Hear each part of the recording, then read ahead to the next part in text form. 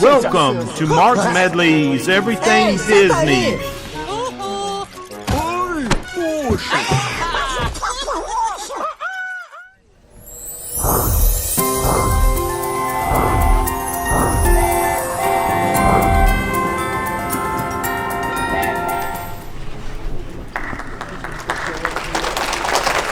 This program is dedicated to the memory of Walt Disney. In 1971, his love for America inspired the creation of the Hall of Presidents, a place to celebrate the optimism and goodwill he saw at the heart of the American story. Walt's vision was to honor the nation by honoring the American presidency.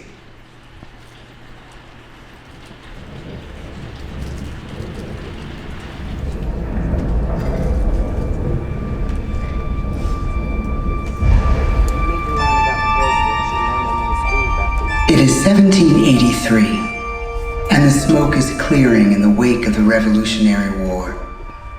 Over the course of 8 grinding years, General George Washington has led a force of shopkeepers, farmers, and Native American allies to victory over the greatest military power in the world. A new nation has been born, independent and free. The founders must form a national government. In 1787, through months of passionate debate, they create a written constitution. For the country's highest office, they imagine something new in the history of the world. A leader not born to power like a king or queen. A leader who has not seized power through conquest. A leader not separate from the people, but elected by the people. From among the people. We, the people. This is a new idea, an American idea, the idea of a president.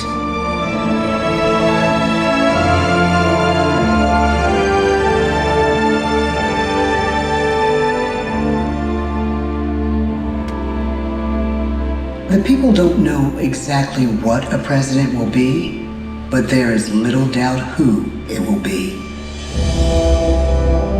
George Washington's stature and bearing have marked him as a leader. His integrity has made him a great one. Washington knows that many generals who have led successful revolutions make themselves dictators or kings. Instead, he steps down from power and retires to his home, Mount Vernon. The world takes note, and George Washington becomes the symbol of American ideals. In the first presidential election, it's Washington by a landslide. The only doubt seems to be his own. He writes, "Integrity and firmness is all I can promise. Integrity and firmness is exactly what we need." Everything he does as president will set a model for his successors. His final act may be the most important of all. After 2 terms, with no term limit in the Constitution and amid overwhelming support to stay in office, he steps down once again and hands power back to the people. He wants us to speak, to elect a new president. During the early years of the Republic, we choose leaders as different as Thomas Jefferson, John Adams, and Andrew Jackson. Elections are often bitter. Each president stands at that fiery intersection where personal character meets the challenges of the times. Some call the presidency a glorious burden. Jefferson calls it a splendid misery. We, the people, must choose well. We elect 15 presidents before the course of history brings us to the edge of a crisis like no other. A nation born of freedom still permits slavery. As the country pushes west, will new states be slave or free? The question produces bitter conflict. The issue rocks the election of 1860 and brings Abraham Lincoln onto the national stage. The tall, lanky, some say uncouth candidate from Illinois is a master of words at a time when speeches are printed in full for people to read. A house divided against itself cannot stand, he has said.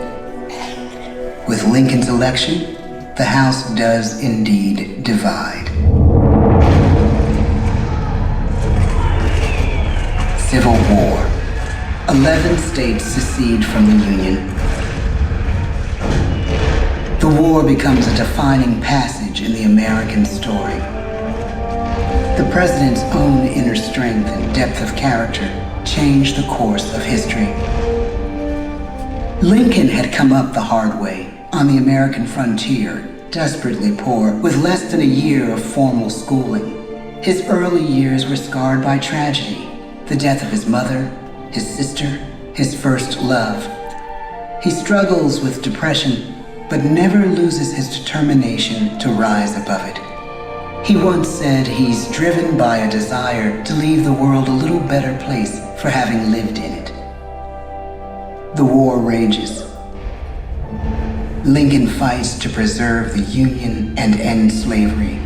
Neither is a sure thing. At Gettysburg, Pennsylvania, 6 months after one of the bloodiest battles of the war, the president dedicates a cemetery to the thousands of soldiers who died there, in words we can never forget.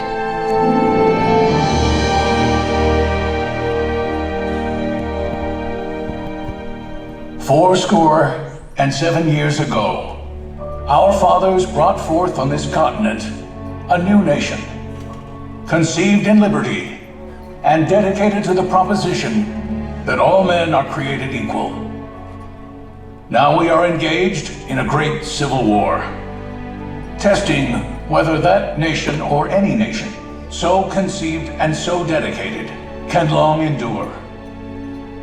We are met on a great battlefield of that war. We have come to dedicate a portion of that field as a final resting place for those who here gave their lives, that that nation might live. It is altogether fitting and proper that we should do this. But in a larger sense, we cannot dedicate, we cannot consecrate, we cannot hallow this ground.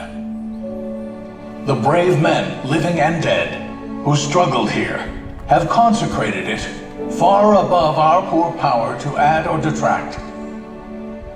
The world will little note, nor long remember what we say here, but it can never forget what they did here.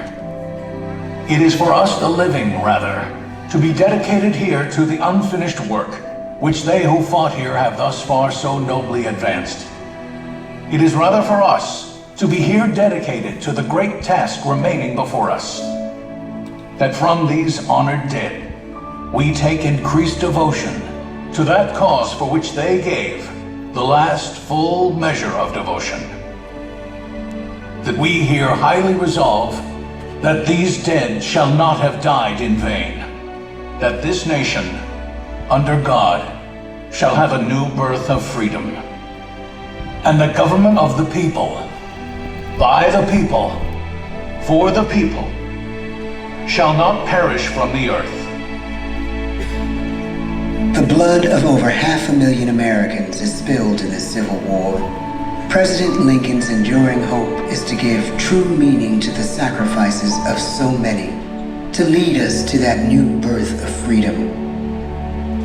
With the end of the war and the end of slavery, a new birth truly begins.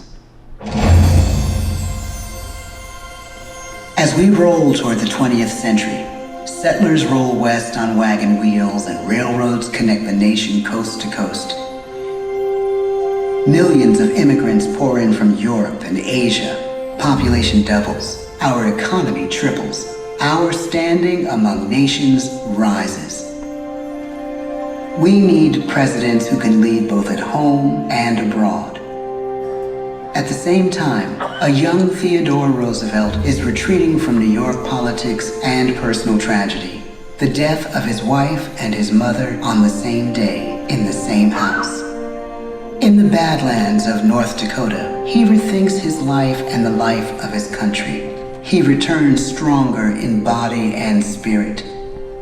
His renewed energy is just what his country needs.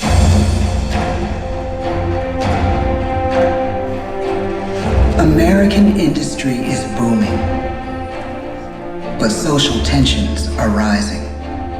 A progressive movement is bubbling up, pushing for change, and change is needed in the working and living conditions in cities. The gap widens between rich and poor. The demand for change grows stronger. Teddy Roosevelt is a knight on a crusade. He speaks with force and vitality in clear terms that make colorful headlines at a time when mass market newspapers have become the new media. To define his foreign policy, he borrows a phrase from an African proverb: speak softly and carry a big stick. But his greatest accomplishments are made at home. He breaks up giant monopolies, protects workers' rights, and calls for a square deal for all Americans, rich and poor, capitalist and wage earner. And a square deal for every man and every woman in the United States. He calls on America to be as great as the natural grandeur of its lands.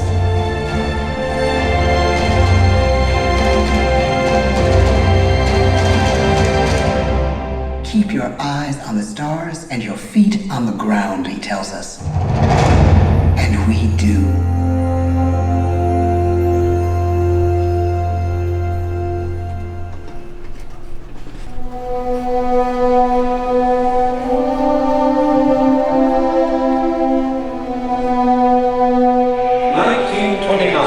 The bottom fell out of the market.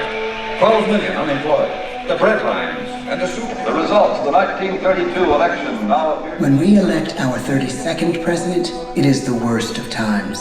The course of history and the course of one president's life again shape a turning point in our national destiny. Franklin D. Roosevelt, paralyzed by polio, knows how to restore the faith of a people paralyzed by the Great Depression. I believe in practical explanation and in practical policy. He has found the inner strength his countrymen now need. He speaks to us like a friend, a neighbor. His optimism is contagious, his voice perfect for the latest breakthrough medium, radio. He calls us to believe we have nothing to fear but fear itself. And we do believe. Tonight's attacks on England are perhaps the most widespread of the war in the course of the day. But an even greater challenge dominates his final years in office. The Second World War.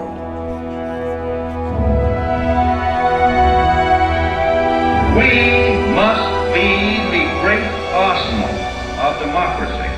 This is an emergency as serious as war itself. We stun the world with our production.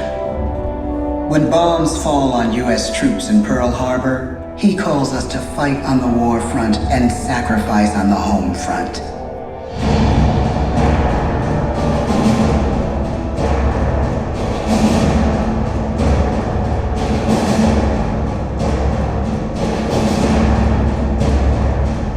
The harder the sacrifice, the more glorious the triumph. So spoke America in the year 1776. So speak Americans today. The world changes. The country changes. And yet, in one sense, what we need most from our presidents has never changed. A guiding vision that calls forth the best that America can be. Will outer space be developed for the benefit of all mankind? Or will it become another focus for the arms race? The choice is urgent, and it is ours to make. Ask not what your country can do for you. Ask what you can do for your country.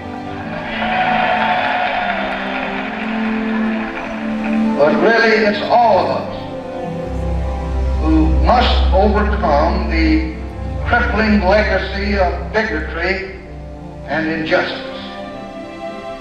And we shall overcome. One of the agreements that President Sadat and Prime Minister Begin are signing tonight is entitled A Framework for Peace in the Middle East. Mr. Gorbachev, tear down this wall. You have lost too much, but you have certainly not lost America. I can hear you. The rest of the world hears you. Loving this country requires the willingness to speak out for what is right, to shake up the status quo. That's America. Our presidency is no longer just an idea. It is an idea with a proud history. Ladies and gentlemen, the presidents of the United States of America.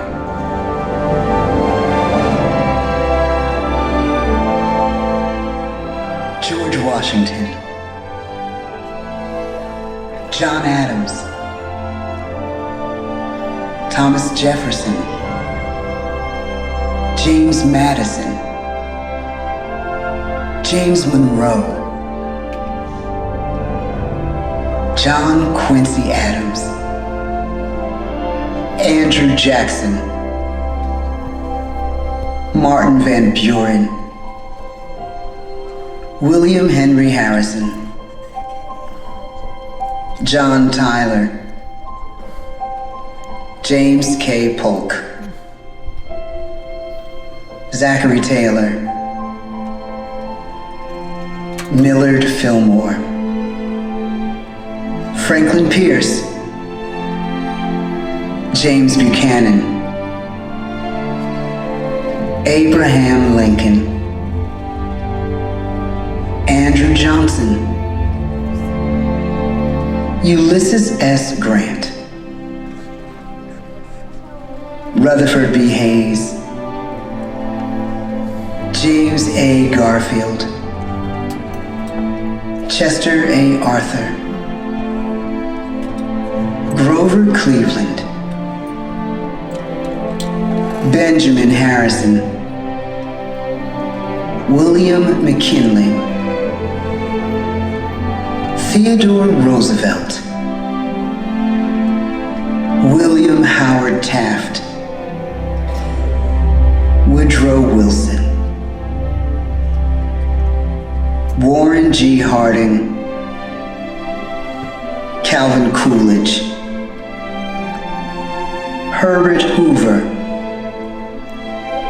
Franklin D. Roosevelt, Harry S. Truman,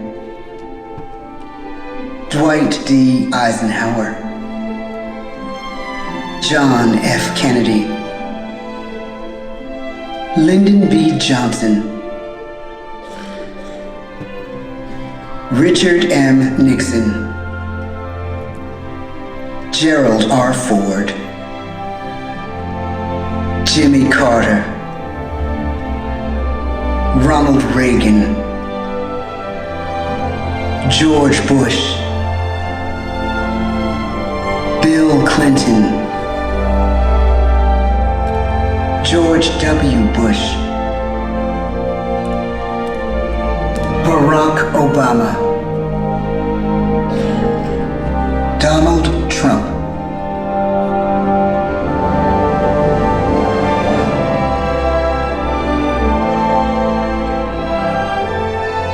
and now we come to the present. Once again, we place our trust in the idea of a president, as we have from the beginning. My fellow citizens, no event could have filled me with greater anxieties than that notification on the 14th day of April, 1789, that you had selected me to lead our nation. But it was with the confidence of my fellow citizens that I took an oath. 35 simple words that have been repeated by every American president throughout history. I, Joseph Robinette Biden Jr., do solemnly swear that I will faithfully execute the office of President of the United States and I will, to the best of my ability, preserve, protect, and defend the Constitution of the United States. So help me God. The presidency of the United States is a role unique in the world, an office entrusted to each president by us, we the people. Therein lies the genius of that new idea, now over 200 years old. A new idea our presidents have turned into a great American idea again and again.